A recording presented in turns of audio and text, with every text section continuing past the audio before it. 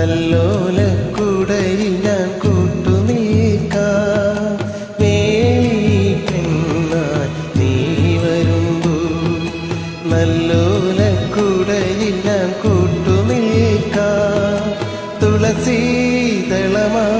തിരുമലരണികളിൽ വീണൻ അമ്പലപ്പുഴ ഉണ്ണിക്കണ്ണനോടു നീ എന്തു പരിഭവം മെല്ലെയോതി വന്നുവോ. കൽവിളക്കുകൾ ആദ്യമിന്നി